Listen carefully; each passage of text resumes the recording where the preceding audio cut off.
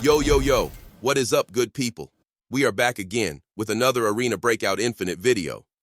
In this video, I'll be showing you the best budget builds for weapons that you can build early game without breaking the bank. A lot of people have been asking me for a budget weapons build video. I have tested out these weapons in a couple of raids and found these to be cheap and effective. Alright, we'll start off with the AKM. This is a high recoil weapon, but has pretty good firing power and uses high caliber rounds compared to the other AKs. So carrying T3 ammo for early game with this weapon should be alright. Remove the default stock and attach the AKM to PT adapter. Then, attach the AK PT3 stock over it. You can also use the AK series high performance butt stock for better recoil control. Use AK compatible rear grip. Attach the AK custom rail dust cover, and on top, add the sight of your preference. PK and EKP reflex sights are the best options for budget builds. Attach the AK series wooden 1063 handguard. This cuts down a lot of cost since it's eliminating the need of two separate attachments, the handguard and front grip, but still providing you a considerable amount of control over the weapon. And finally, attach the AKM Premium Stable Flash Suppressor. Adding a silencer would hurt the ADS time and recoil control of the weapon since this weapon is already a high recoil weapon. Next up, we have the M4. Everyone loves the M4 and wants to use this, but building on this weapon is expensive. So here's an effective build of it without hurting the bank too much. Remove the default stock and rear grip. Then, attach the AR integrated stock. This fulfills the purpose of a stock and a rear grip together, providing a decent amount of control for the cheap price. Remove the AR-15 handle rear sight. Attach the scope of your preference. The PK or the EKP are your best friends if you're on a budget. I personally like the simple red dot on this build though. Swap out the M4 front sight for the AR series custom gas block. Since your scope is placed at a lower position now, you don't want the M4 front sight to get in the way when you aim down sight. Attach the tapered flash suppressor. You can attach the DT adapter and then attach the 46 multi-cal suppressor if you want to go stealthy. But do keep in mind, this will hurt the recoil control of the weapon and also increase the price. The price of each attachment varies in the market from time to time, so do not compare the prices as it could be lower or higher when you build yours. Next up is everyone's favorite, MP5. This is the specific build I personally use when I'm going on a budget raid with MP5. Switch to MP5 High Performance Receiver. Put on the MP5 Classic Collapsible stock. Remove the rear sight and attach the MP5 upper receiver clip rail, and on top, attach one of the PK or EKP reflex sights. A mag of your preference. MP5 SD polymer handguard. MP5 SD suppressor, and you should be good to go. We have another budget MP5, which I've seen a lot of players use. This build is on the regular MP5 upper receiver, with MP5 end cap stock, basically a buttless MP5. Attach the MP5 receiver rail clip, and then attach the PK or the EKP reflex sight. A mag of your preference. Attach the MP5 threaded muzzle adapter, and then put on the 9mm lightweight suppressor. For the ammo, carry the AP 6.3 ammo. But if you find it expensive, then you can split between the AP 6.3 and the Dum Dum ammo. Do keep in mind that the Dum Dum ammo is not armor piercing. Regardless, it will melt any tier enemy if you are specifically aiming and shooting the enemy's limbs, since that's where it's most effective. Here's a quick info on the basic outlines of bullet stats.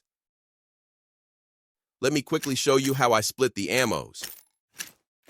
I first split the stacks in halves. Then place different halves of each stack inside the mag. Whichever rounds you put in last will be the at the top and will be used first when fired.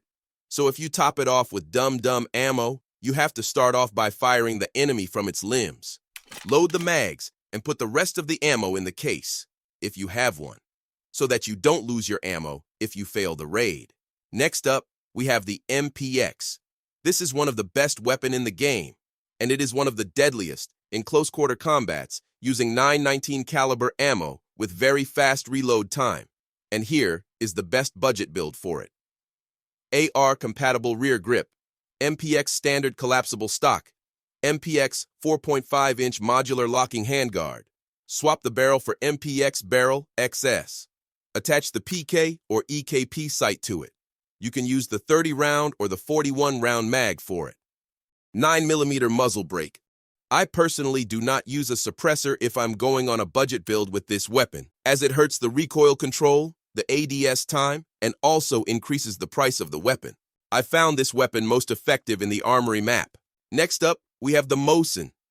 This is actually a default Mosin that you can acquire from the scavs. You can bring it back to later attach a suppressor to it if you wish, but make sure to carry the level 4 or the better level 5 ammo with it.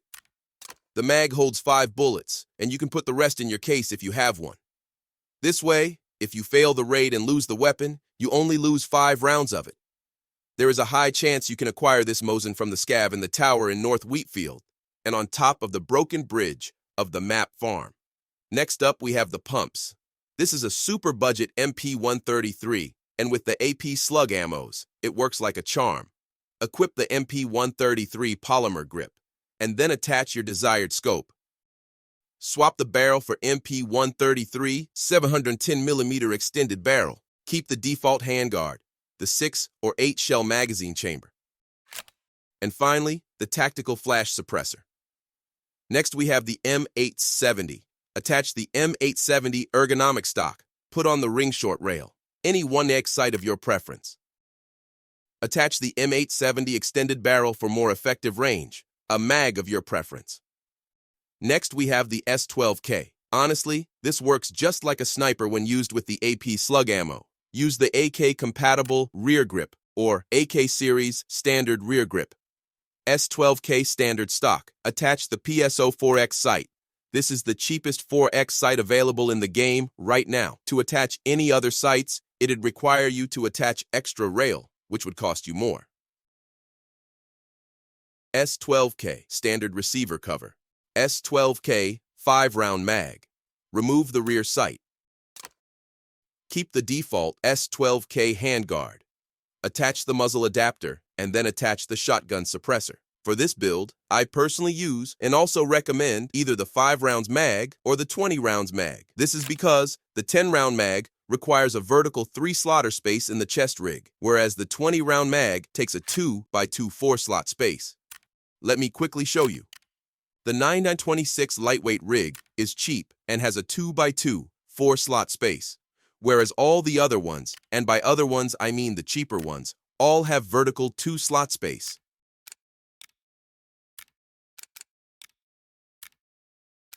The Stormtrooper is the cheapest rig that has vertical 3-slot space.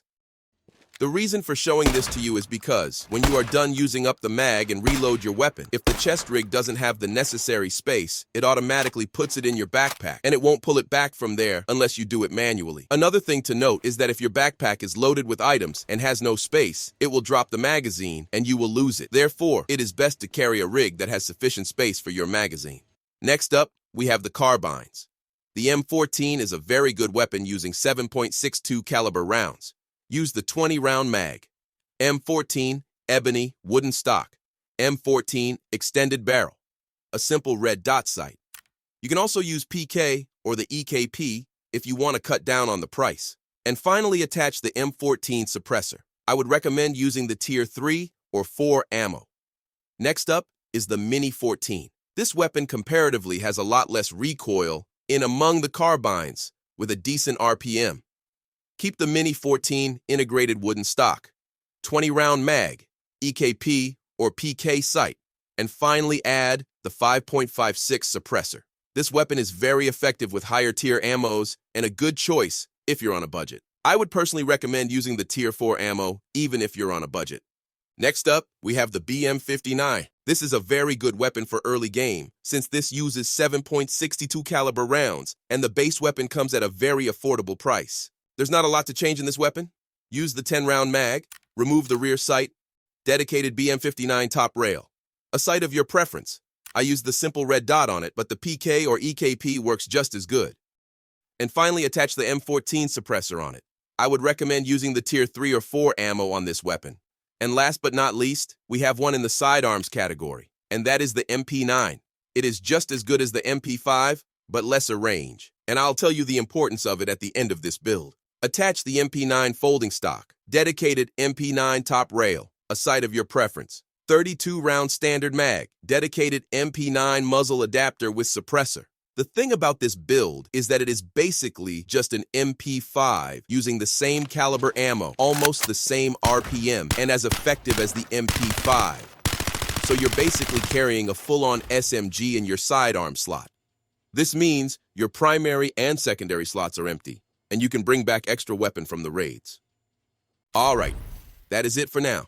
Go ahead and try out these builds, and let me know in the comments down below what you think about these builds. If you found this video helpful, please show some love and support by subscribing to my channel. I will be covering more Arena Breakout Infinite videos in the future. Check out the video on the left to find out the best settings to get max FPS and visibility in Arena Breakout Infinite. Thanks for watching. Peace out.